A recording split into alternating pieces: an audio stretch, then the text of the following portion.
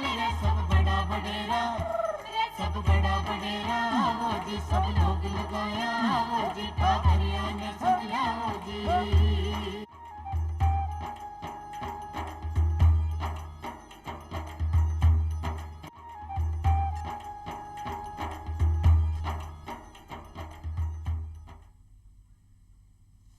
चौपाल्या सगळ्या दर्शकांना राम राम सा दर्शकों अपना राजस्थान की खास बात यह है कि आप हर मौसम को आनंद उठा सका हाँ, लेकिन हर मौसम आपके साथ कोई ना कोई खास बीमारी भी ले रहा है। ये बीमारियां काई होवे है या का काई लक्षण होवे है या को काई बचाव और काई उपचार हो सके, आज आप ई बारे में ही जानकारी लेने वाला और अपन स्टूडियो में जानकारी देवाने पधारिया है डॉक्टर रमेश चंद शर्मा। आप सहायक आचार्य मेडिसिन है और जयपुरी अस्पताल में कार्यरत है। डॉक्टर साहब आपको हमारे कार्यक्रम में बहुत बहुत स्वागत है। सभी को बहुत नमस्कार, सभी को बहुत नमस्कार। जी प्रकाश डॉक्टर साहब, अब जहाँ पर देख रहे हैं कि मौसम जब परिवर्तन करे है तो कई तरह का रोग जो है वो आवे ही है। तो ये रोग क्यों आवे, कई कारण है कि ये जो बीमारियां हैं वो एक खास ऋतु परिवर्तन के समय आवे? देखिए, जैसे ही मौसम परिवर्तन होता है और हमारे राजस्थान जैसे प्रदेश में ज़्यादा मौसम में बदलाव होते हैं, तो मौसम बदलाव होने के साथ ही कुछ पैरासाइट्स होते हैं और कुछ वेक्टर होते हैं जैसे मॉस्किटो है, तो ये ज़्यादा इनका ज़्यादा डेवलपमेंट हो जाता है, इनकी संख्या बढ़ जाती है, तो ये कुछ बीमारियों को ट्रांसमिट करते हैं। तो बदलते मौसम के साथ में कुछ बीमारियां हैं जैसे डेंगू हुआ, मलेरिया हुआ, चिकनगुनिया हुआ, कॉमन कोल्ड हुआ, अभी जैसे पेंडेमिक में कोविड जैसे भी केसेस हुए। तो जैसे मौसम परिवर्तन होता है, इन बीमारियों के वेक्टर के लिए फेवरेबल एनवायरनमेंट होता है, तो ये बीमारियां ट्रांसमिट होने लग जाती हैं। हाँ जी प्रकाश डॉक्टर साहब, बता रहे कि भी परिवर्तन हो है जब ऋतु को, तो ये प्रकार को जो मतलब वातावरण बने हैं उसकी वजह से कई रोग उत्पन्न हो जावे, जो विषाणु या कीटाणु आप बता रहे हो वह एक मतलब अच्छा वातावरण मिल जाए पनप बाबा कहते हैं। तो आप माने यह बताओगे जहाँ बताए डेंगू है, तो सबसे पहले मैं दर्शकों ने आप डेंगू के विषय में जानकारी दो कि कभी कई लक्षण हुए हैं और ये की कारण से हुए हैं। जी, डेंगू एक वायरस जनित बीमारी है। एक वायरस होता है डेंगू वायरस जिसको हम बोलते हैं। 4 प्रकार का वायरस होता है, मेनली 4 सीरोटाइप होते हैं।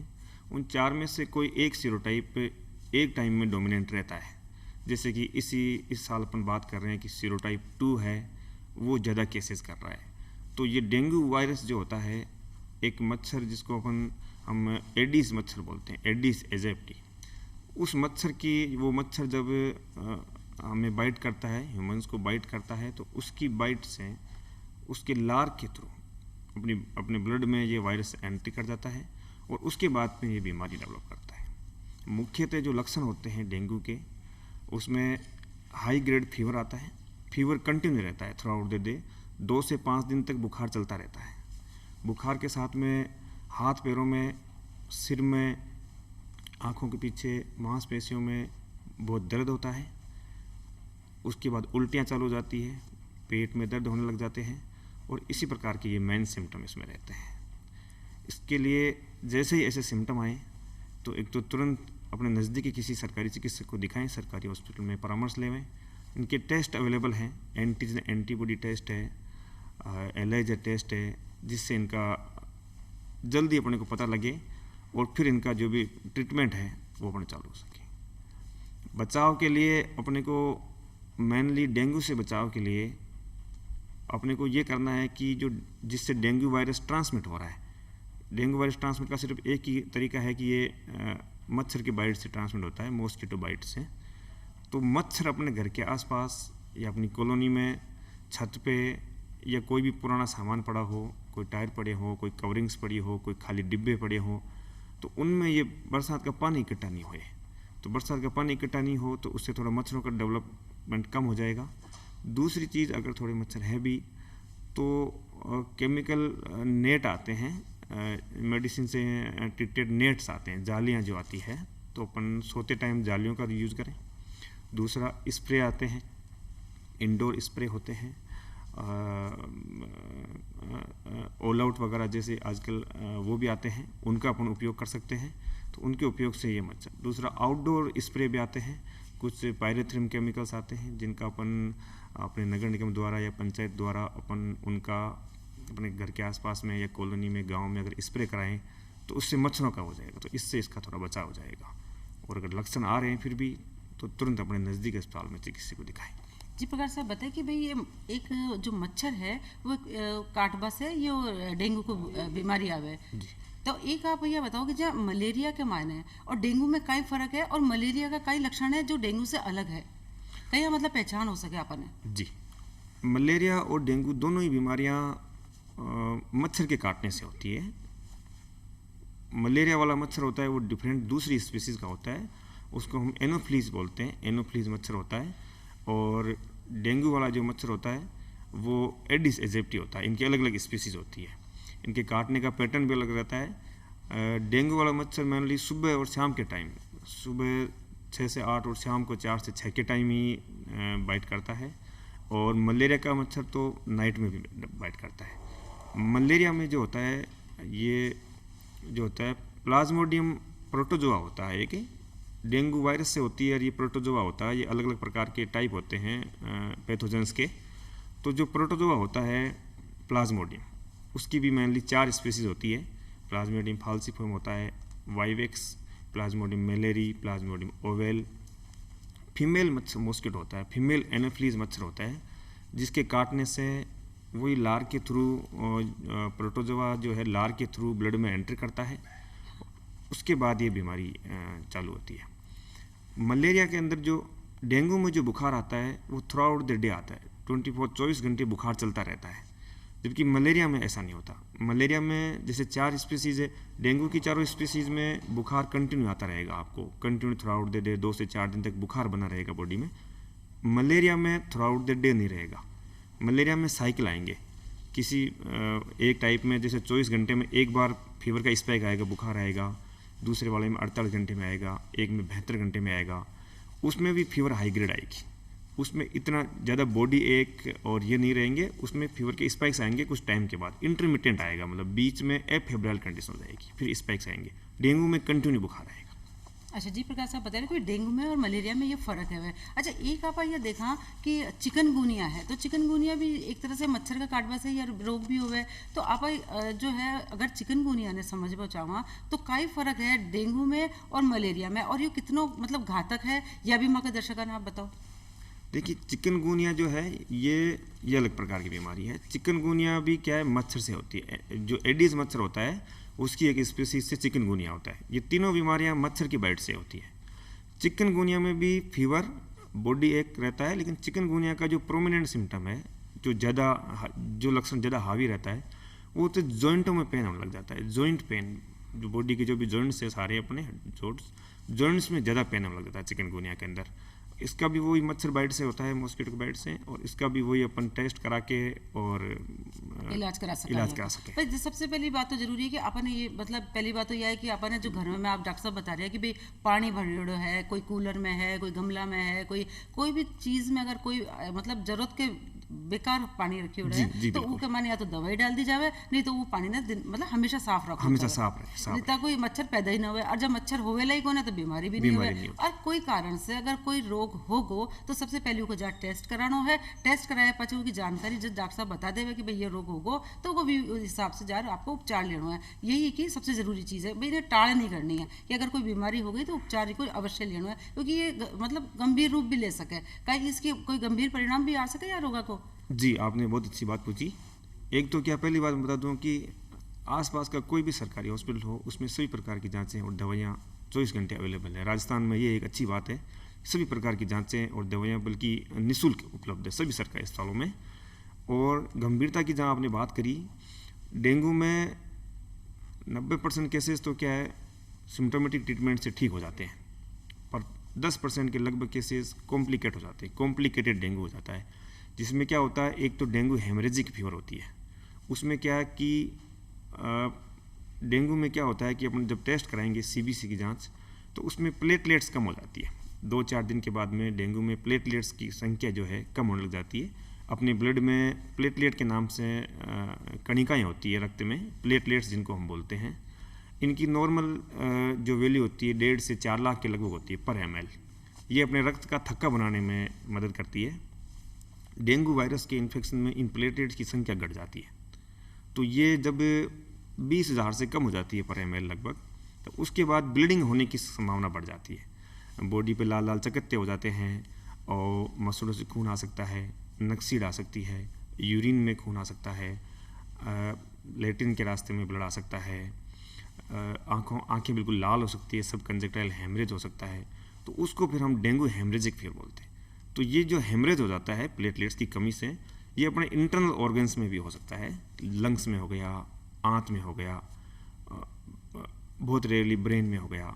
तो फिर कंडीशन बहुत सीरियस हो जाती है ब्रेन की। तो उससे अच्छा है कि अपन बचाव रखें और तुरंत टेस्ट करा के इलाज लें, उपचार लें। मलेरिया में भी जैसा कि अपन बता रहे हैं, मलेरिया के भी 8 से 10% केस कॉम्प्लिकेट हो जाते हैं। मलेरिया का जो अपना प्रोटोजोआ है, पैथोजन है, वो ब्रेन में फिर इन्फेक्शन कर देता है, तो सेरेब्रल मलेरिया हो जाते हैं। उसको सीवियर मलेरिया बोलते हैं। मेनली जो फाल्सीफेम जो वाला जो मलेरिया होता है वो सीवियर मलेरिया का रूप ले लेता है। तो उसमें एक टाइम फिर सीजर्स आने लग जाते हैं, तान आने लग जाती है और किडनी को अफेक्ट कर देता है। तो यूरिन में भी किडनी भी थोड़ी शट डाउन हो जाती है, काम करना कम कर देती है, लीवर की पैथोलॉजी बढ़ जाती है। तो ये कॉम्प्लिकेशन हो सकते हैं। 8 से 10% केसेस में डेंगू और मलेरिया में कॉम्प्लिकेशन हो सकती है और जान भी जा सकती है। मतलब इतना कॉम्प्लिकेट हो सकता है कि जान भी जा सकती है। तो यहाँ से अपन एक भाई सबसे पहले तो बचाव और फिर उपचार।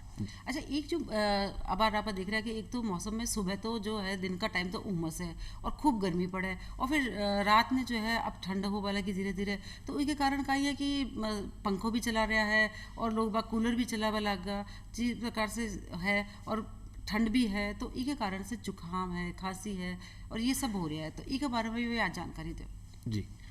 जैसे ही मौसम बदल रहा है, अपना देश क्या है, भारत देश क्या है कि इक्वेटर पे है, जो भूमध्य रेखा है उसके ऊपर है। तो इसको अपन ट्रॉपिकल कंट्री बोलेंगे। ट्रॉपिकल का मतलब होता है कि यहाँ पर मौसम में बहुत ज़्यादा वेरिएशन देखने को मिलते हैं। और फिर हिंदुस्तान में भी देखेंगे तो राजस्थान प्रदेश में और भी ज़्यादा डाइवर्सिटी, तो और भी ज़्यादा मौसम का बदलाव देखने को मिलेगा। तो अभी जैसे अब ये बारिश का मौसम ख़त्म होने की ओर है और अभी विंटर स्टार्ट होने की ओर है।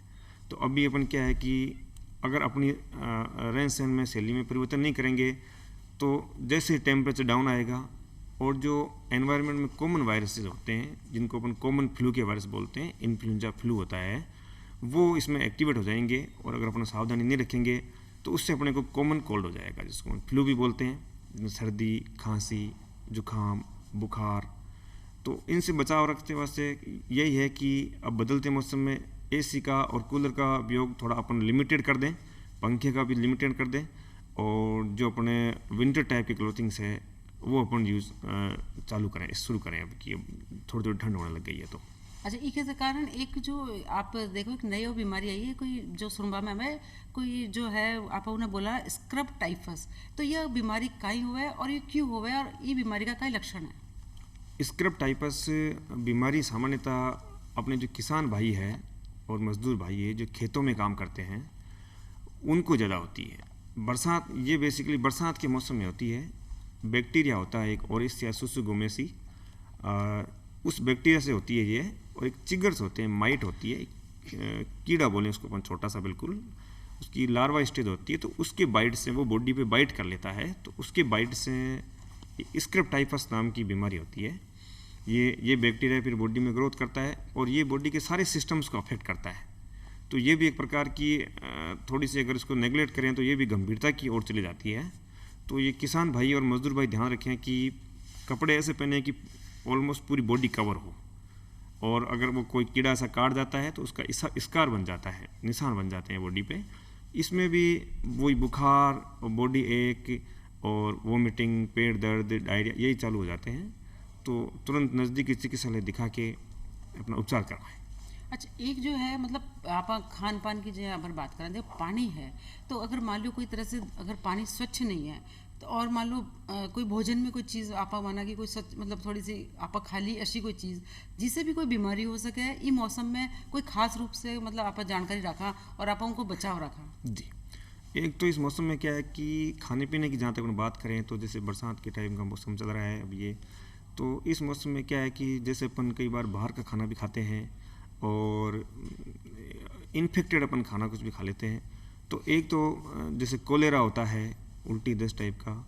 दूसरा एक टाइप ही होता है जो इन्फेक्टेड फूड या अनबॉइल्ड जो पानी होता है अपना, पानी के अंदर, पानी के थ्रू भी अनहाइजेनिक पानी होता है, उससे एक टाइफॉइड जिसमें साल्मोनेला टाइफी बैक्टीरिया होता है, उसके द्वारा ये आंत में जाके टाइफाइड वाला रोग पैदा हो जाता है, जिसको गाँव की लैंग्वेज में पानी जरा भी बोलते हैं।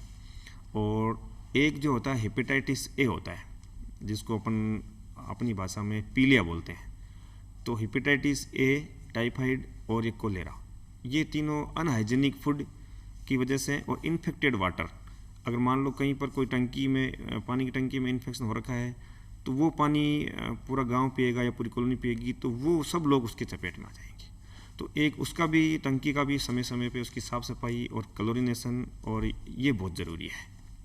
बिल्कुल, क्योंकि ई मौसम के मायने जो है ना, थोड़ा सा पानी ना उबाल अगर पीवे तो ज़्यादा अच्छा है, और भोजन अगर ताज़ा ले तो और भी अच्छी जी बात है। बिल्कुल, बाहर का खाना नहीं खाएं, और उबला हुआ पानी या जो फिल्टर्ड वाटर है, सभी भाई लोग अगर वो काम में लें तो इन बीमारियों से थोड़ा सा बचा जा सकता है, बचाव किया जा सकता है। अच्छा, अब जी हाँ, आप देख रहे हैं कि जो धीरे धीरे जो है वो दिवाली के आसपास आप आ रहे हैं, तो घरा का मायने महिला अक्सर जो है वो सफाई करे, और ई कारण से वहाँ के कई बार जो है वो खांसी हो जावे, या वहाँ के गला में खराश रहे, आँखें में पानी आवे, और कई तरह से मतलब वहाँ की समस्या हुए, तो वो काई है, मतलब की कारण से हुए, और उनको कई लक्षण आप बताओ अच्छी तरह से, मांगने समझाओ मगर दर्शकों ने, और उनको उपचार भी बताओ।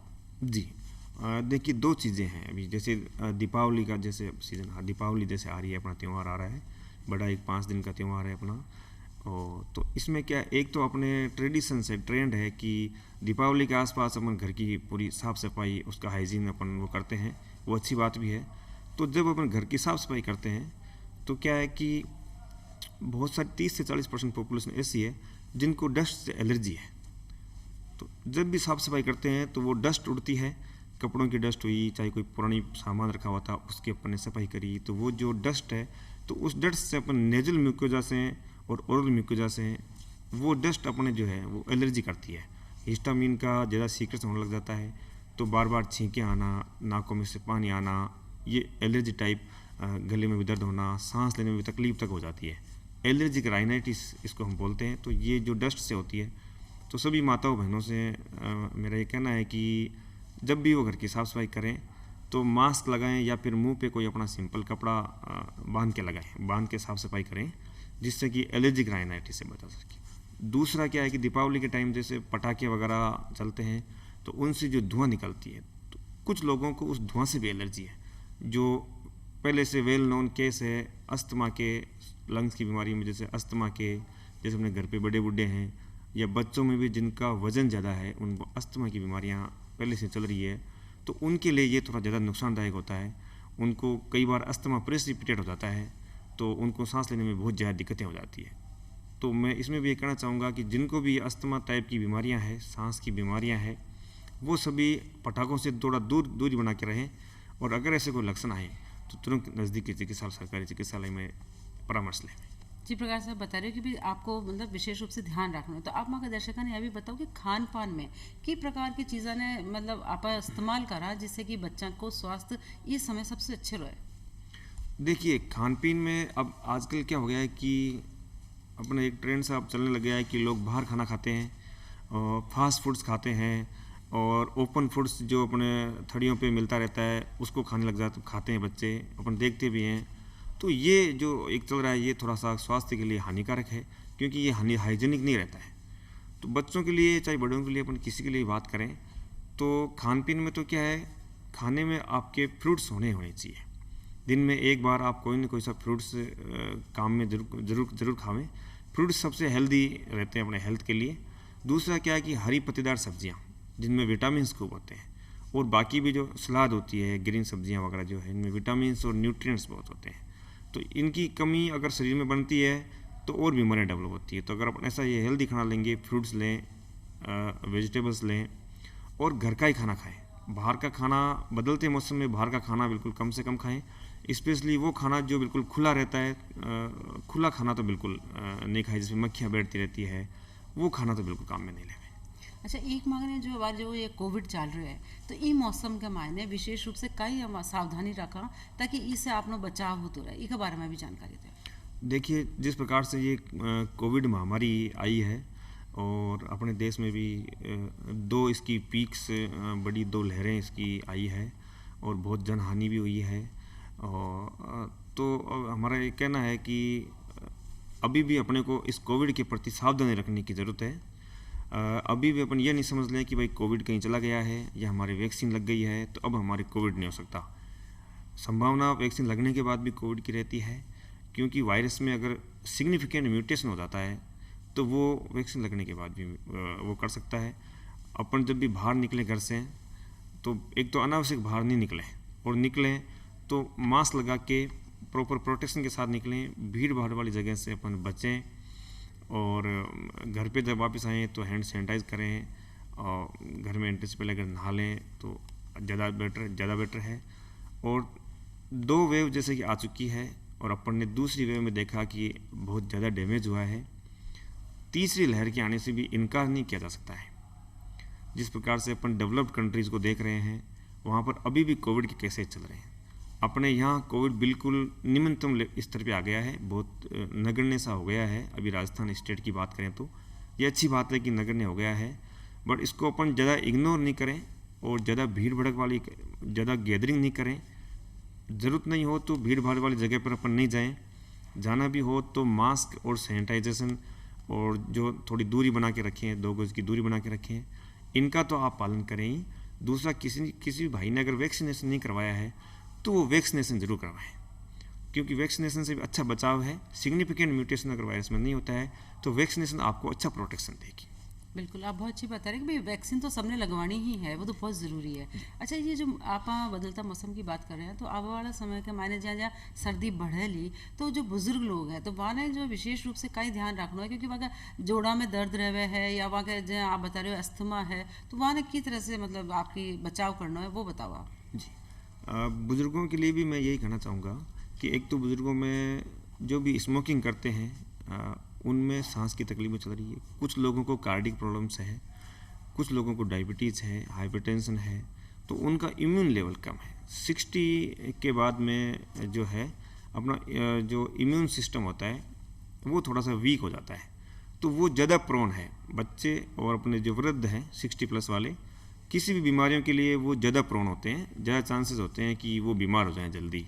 तो उनके लिए भी मैं ये कहना चाहूँगा कि एक तो हेल्दी खाना रखें और विंटर से बचाव करें, पंखे एसी कूलर का मिनिमम यूज़ करें और हेल्दी फूड लें, फ्रूट्स लेवें और स्वास्थ्य का ध्यान रखें। कोई अगर तकलीफ हो तो परामर्श लें स्वास्थ्य का। अच्छा, जो एक गर्भवती महिला है वहाँ के ताई भी आप कई मतलब कोई कह वो चाहो वहाँ के ताई तो भी गर्भवती, देखो महिलाओं में क्या है कि हीमोग्लोबिन की बहुत कमी रहती है पहले से। अब ये हीमोग्लोबिन की कमी अगर प्रेगनेंसी के दौरान अगर हीमोग्लोबिन की कमी है और अगर नहीं भी है तो गर्भवती महिलाओं को सभी को हरी पत्तेदार सब्जियां, आयरन, फोलिक एसिड जो है सरकार के द्वारा आंगनबाड़ी स्तर पे और स्वास्थ्य केंद्र पे, उप स्वास्थ्य केंद्र पे सभी जगह आयरन, फोलिक एसिड और कैल्शियम की दवाइयाँ निःशुल्क वितरण की जाती है। तो उनको आप प्रॉपर तरीके से जैसे भी आपको सजेस्ट करी जाए वैसे आप लेवें। 2 डोज टिटनेस के इंजेक्शन की लगानी होती है प्रेगनेंसी के दौरान, वो आप अपने प्रॉपर टाइमिंग से लगाएं और कम से कम 3 से 4 बार प्रेगनेंसी के दौरान पूरे टाइमिंग में 3 से 4 बार कम से कम आप जो स्त्री प्रसूति रोग विशेषज्ञ होती हैं, ओप्स गायनिकोलॉजिस्ट जो होते हैं, उनको आप कम से कम 3 विजिट उनको कम से कम देवें। आपको मतलब आने जांच कराता है, बिल्कुल बहुत जरूरी है, बच्चा के ताई भी और माता जी के ताई दोनों के स्वास्थ्य के लिए बहुत जरूरी है जी। तो डॉक्टर साहब आज आप माँ का प्रोग्राम में पधारे और माँ का दर्शकों ने इतनी अच्छी जानकारी दी, आपको बहुत बहुत धन्यवाद।